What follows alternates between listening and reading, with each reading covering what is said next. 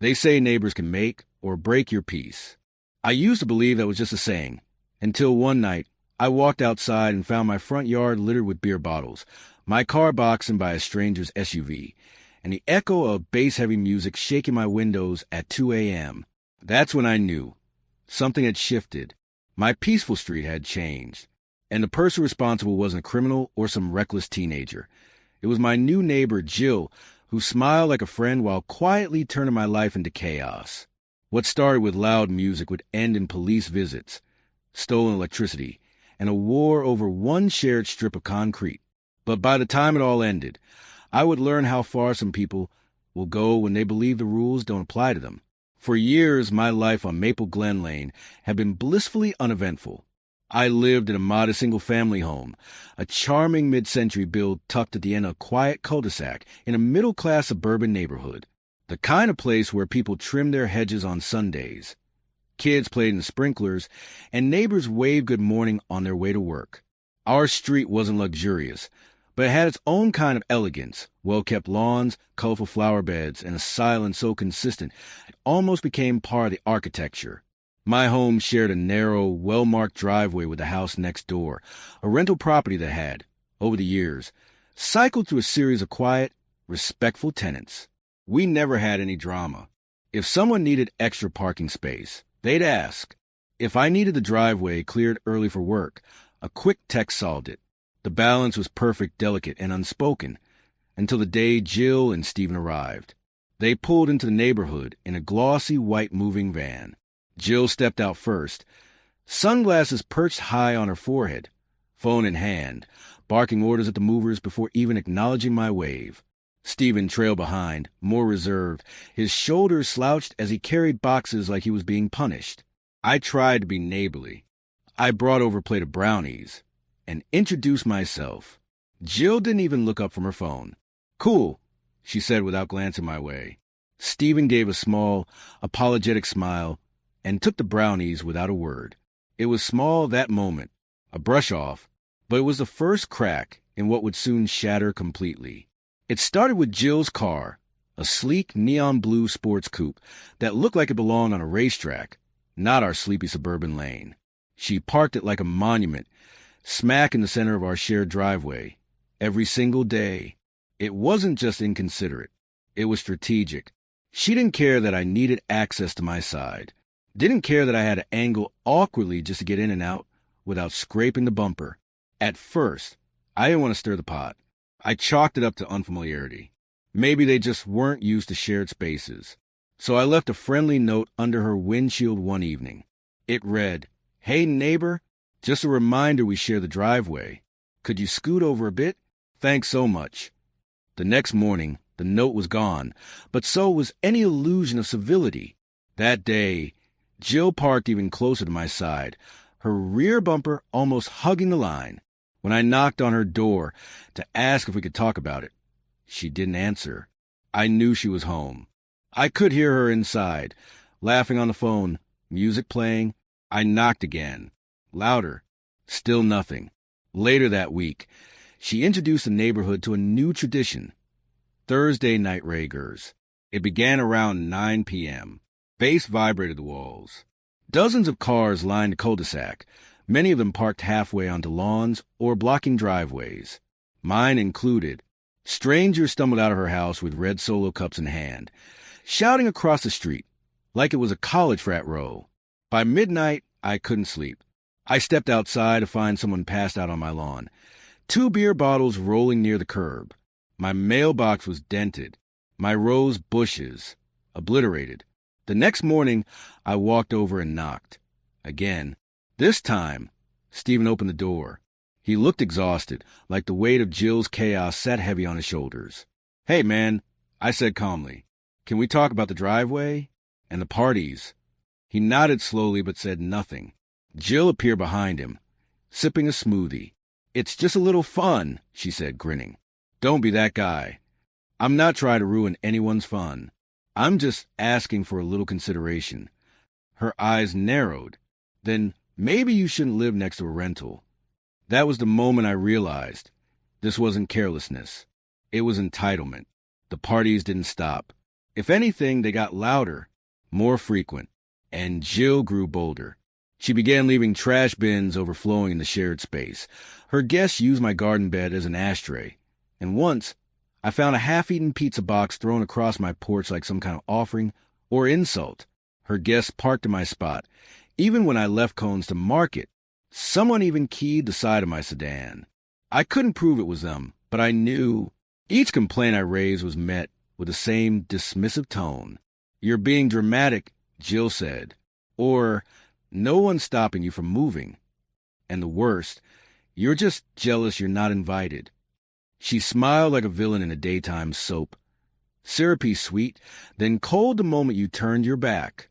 What frustrated me the most was the silence from Stephen. He never once backed her up, never contradicted her, never defended me. He just nodded, avoided eye contact, and went back inside. I started documenting everything. I kept a log: dates, photos, videos, car placements, noise levels. I even bought a decibel meter to record just how loud the parties got. I called the landlord. He apologized, but admitted he had no real control over them. Jill had signed a year-long lease and paid in advance. I felt like a prisoner in my own home. One night, the final straw broke. I returned from a long day of work and found my driveway blocked. Again, Jill's car was there, of course. But this time, so were 3 others. One on my lawn, one across my mailbox, one nearly touching my front bumper. I honked, waited, called out. Nothing. So I parked 3 blocks away and walked home, fuming. I barely slept that night. At dawn, I walked out to photograph the mess left behind. Beer cans, cigarette butts, glitter from some unholy party favor. As I stood there, Jill emerged from her house wearing oversized sunglasses and a silk robe, sipping something from a mason jar. "Oh, look," she said with a smirk. "The HOA sheriff is making his rounds." "I don't want a war," I told her. "I just want my space. My peace." She raised her eyebrows. "Then you picked the wrong place to live." I stood in the driveway, fists clenched, Jill's mocking laughter trailing behind her like an oil slick. That morning, I made a decision, not out of anger but necessity. If she wouldn't stop taking over shared space, I would take back control what I could. You see, I had recently bought an electric vehicle. It was supposed to be a smart, eco-friendly investment, a step forward, a quiet step forward. But with Jill's chaos consuming my physical and mental space, I knew this charger installation had to be perfect. If I didn't get it right, she'd find a way to ruin that too. I spent days researching level 2 charger city permits and how to install it legally, specifically on my side of the narrow shared driveway, just a foot or 2 away from the invisible property line that separated civility from madness. I hired a licensed electrician who confirmed that it could be done. A clean, secure, code-compliant install with a dedicated 240V circuit pulling directly from my panel. The bill stung. Over $2,000 after all was said and done. But when the shiny new charger clicked into place and the blue LED lit up like a quiet beacon of independence, I felt hopeful. Maybe this was how I could carve out a pocket of peace. My car, my side, my power. I even installed a custom weatherproof lockbox for the plug. I labeled the charger clearly. Private property. Do not use. It felt good to reclaim something. Anything. For a couple of weeks. Things were quiet. Jill seemed too preoccupied with planning another one of her weekend trash parades to notice the new addition. I had started breathing easier, charging my car overnight, waking up to a full battery, and driving to work without tension in my chest. I should have known it wouldn't last. It started on a Thursday night. I'd plugged my car in after work. Same as usual. By midnight, the charge should have been complete. But something tugged at me. Call it intuition. Call it paranoia. I stepped outside into the chilly night air just to check and froze. My car was unplugged, and in its place, connected to my charger, was a shiny red Tesla. Jill's Tesla. I stood there staring at it like it was some sort of hallucination. But it wasn't. My cable snaked into her car. My electricity flowed into her battery. My boundary had been crossed. Again.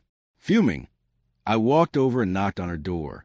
Not lightly, not furiously, just firmly. She opened it with a grin, already forming. "Hey, neighbor," she drawled, clearly expecting this visit. "Problem? You unplugged my car." I said evenly, "That charger is on my bill. On my side. I paid for it. You can't use it." She blinked innocently. "It's in the driveway. We share the driveway. That's basically common space." I stared at her, stunned. "You think that gives you the right to steal my power?" "It's just a little electricity," she said with a shrug. "You weren't even using it. I'll be done in an hour." My fists clenched. "That's not the point." She leaned against the doorframe. "You really gonna make a big deal about a few volts, man? Lighten up. We're neighbors." I turned and walked away before I said something I couldn't take back. But inside, I was boiling. It wasn't just theft. It was the audacity, the casual dismissal of ownership, of effort, of decency. The next morning, I found my car unplugged again. This time, I didn't knock. I took pictures, time-stamped them. I updated my log. Jill's Tesla had become a regular guest on my charger, helping itself like it was an open bar. I confronted her again, and she laughed. "You're acting like I'm stealing your life savings or something." No apology, no remorse, just entitlement wrapped in a smirk. By the third week, Stephen had joined in. I caught him casually unplugging my car one afternoon and plugging in his hybrid instead. When I walked up, he said, "Relax, man. It's just a few bucks worth of juice." I snapped, "This isn't a community charger. You don't just borrow electricity. It's theft." Stephen rolled his eyes and went back inside without a word. That night, I added new photos to the log. I highlighted each date, each incident. This wasn't an annoyance anymore. This was war. I tried one final time. One last olive branch before taking it further. "Jill," I said at her door the next morning. "I've asked politely, repeatedly. I've documented everything. If you keep using my charger without permission, I'll have to involve the police." She laughed. Actually laughed. "You're threatening me? Over a plug? I'm informing you. This is the last warning." She smirked. "Well, I'll just tell them it's part of the driveway. Let them figure it out." That was it. No more conversations. No more explanations. I printed every receipt, from the charger purchase to the installation invoice to the electric bills showing sudden spikes in usage. I emailed my local police department, explaining the situation and requesting guidance. They responded. If I caught them in the act again, I should call the non-emergency line and file a formal report. So I waited, and just 2 days later, it happened again. Stephen's car was parked in my spot, sucking power from my outlet. I picked up the phone and dialed. My hand trembled slightly as I pressed the final digit. I wasn't the kind of person who called the police over neighborhood drama. But this wasn't just drama anymore. This was theft. This was months of escalating tension, disrespect, and boundary violations that no amount of polite conversation or reason had resolved. The dispatcher on the other end was calm and professional. I explained everything. How my neighbors had repeatedly unplugged my car to charge theirs. How I'd installed the charger with my own money. How I had receipts and utility bills as proof. I told her I had documentation, photos, timestamps, even the warning I'd given just days earlier. She said an officer would be dispatched shortly. I stood by the window, adrenaline coiled tight in my chest, watching Stephen's car drink from my power line like a parasite. For the first time in weeks, I felt something unfamiliar rising in me. Resolve. When the officers arrived, 2 of them, I stepped outside with my folder of evidence. Jill must have spotted the squad car, because not a moment later, her front door flew open. "What the hell is this?" she snapped, storming across the driveway in fuzzy slippers and fury. "You called the cops?" Before I could answer, one officer held up a hand. "Ma'am, we're here to mediate a reported property dispute. Please stay calm." "Dispute?" Jill laughed, wild-eyed. "He's making a federal case out of a stupid car charger." I kept my voice steady. "It's not stupid. It's my charger, installed with my money on my side of property. They've unplugged my car repeatedly. They've ignored warnings. They've stolen electricity. Jill scoffed, waving a hand. It's in the driveway. It's communal. Ask the landlord. I own my house, I said sharply. You rent. The driveway line stops here. The charger's mounted to my wall. It's not communal. The officers took my folder and stepped aside to review the documents.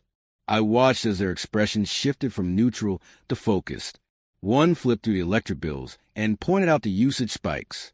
The other reviewed installation permits and the invoice. Then they asked Jill for any proof to support her claim. She had none, only excuses. Look, I just assumed, she began. You assumed wrong. The officer cut in firmly. This charger isn't part of your lease. It's not communal. Using it without permission is theft of utilities. Jill's mouth opened, but nothing came out. For the first time, she looked rattled. Ma'am, you need to stop using the charger immediately, the officer continued. And if we get another report, there may be charges filed. Stephen finally emerged, looking half asleep. What's going on? Jill turned to him. He called the cops because we borrowed a little power. Stephen blinked. It's not borrowing if he didn't ask. I stared at him. It was the first honest thing I'd heard him say. The officers issued a formal warning and left. And for the first time in weeks, I felt like I could breathe. That moment of relief didn't last. The next morning, I was woken by pounding on my front door. I groggily opened it, and there she was, Jill, wearing full makeup, holding her phone, and boiling with rage. Where's my charger? She demanded. I blinked. Your what? The charger. I came out this morning to plug in, and it's gone. Gone? Ah, she hadn't noticed yet. I had moved the charger into my garage the night before. It wasn't an easy job. I'd paid another electrician to reinstall it inside. The cost hurt, but it was worth it. I couldn't risk another violation. I moved it. I said calmly, it's my property, my power, my garage. Jill's face twisted. You stole it. My jaw dropped. You're accusing me of theft? You had no right to take it. That was in the driveway. That makes it ours.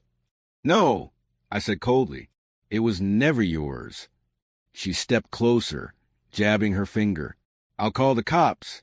I'll have you arrested. Please do, I said, and shut the door in her face. I barely had time to sit before the knock came again, this time louder, angrier. When I opened it, 2 officers stood there. New ones. They looked uncomfortable. We received a report of a stolen EV charger. One said carefully. I actually laughed. I couldn't help it. Come in, I said. I'll show you everything. I laid it all out. Installation receipts, bills, the prior police report, photos of the charger installed in my garage, clearly wired to my home system. I even showed them video from a new security camera I'd mounted just after the last incident. They reviewed everything, then stepped outside to speak with Jill, who was waiting on her porch, arms crossed like a child denied candy. I watched from the window as her voice rose, her arms flailed, and her face went beet red. She looked like she was trying to will the truth into existence with sheer volume. But it didn't work. The officers came back to me with a simple, professional conclusion. She has no claim. One said, you did nothing wrong. She's been warned again, the other added. If she continues making false reports, there could be legal consequences. Thank you, I said quietly. As they left, I saw Jill standing frozen in her driveway, fists clenched, eyes locked on me like daggers.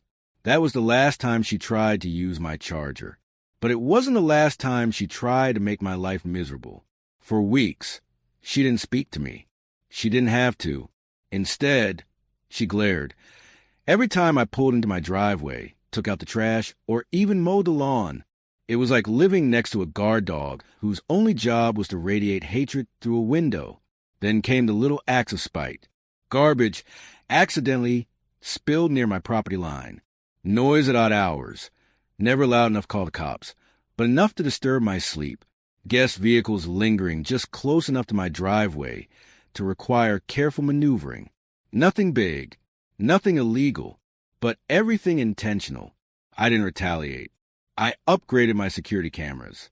installed motion lights, started locking everything, even the garden hose. I documented every strange occurrence. I wasn't going to let her bait me into a mistake. One afternoon, I saw her staring from her window as the electrician added another layer of insulation to the wiring in my garage. I gave her a small wave. She slammed the curtain shut. That night, I found a note tucked under my wiper blade. It read, "Keep pushing and I'll push back harder." I reported it. Nothing happened. It wasn't a direct threat, but it was enough. The next day, I installed a camera aimed directly at her door, just in case. I don't know if it was a camera, the police reports, or the firm boundaries I finally put in place, but slowly, things started to change. The glares faded. The garbage stopped appearing. The parties grew quieter. It didn't feel like a win. Not exactly. But it felt like peace. A hard-earned, weary peace. It had been nearly a month since I last spoke to Jill. Not because I was avoiding her, but because I no longer needed to. Something in her had shifted. Though I could never be sure whether it was fear of legal consequences, the realization that I wasn't backing down, or simply boredom once she could no longer leech off me without a fight. The loud party stopped. Her guests were fewer, and the daily spite, the glares and petty provocations, slowly taper off like a fire burning through its final embers. For the first time in months, my home felt like mine again, and yet I didn't let my guard down, because I'd learned something critical in that span of conflict. Peace isn't something you ask for, it's something you enforce. It doesn't come from hoping others will be decent. It comes from knowing your rights and being prepared to defend them. That's why I kept the cameras up, why I still lock my charger every night, why I reviewed my electric bill every few days and checked for any signs of tampering. There were none, but the scars were there, invisible but deep. This wasn't just about a charger. It never had been. It was about boundaries, about someone believing that because they could take something, they should, and about how dangerous entitlement becomes when no one tells it no. When I look back now, I sometimes wonder how things might have gone if I hadn't stood my ground. What if I'd ignored that first time my car was unplugged? What if I hadn't documented everything? What if I let myself believe it wasn't worth the trouble? I'll tell you what would have happened.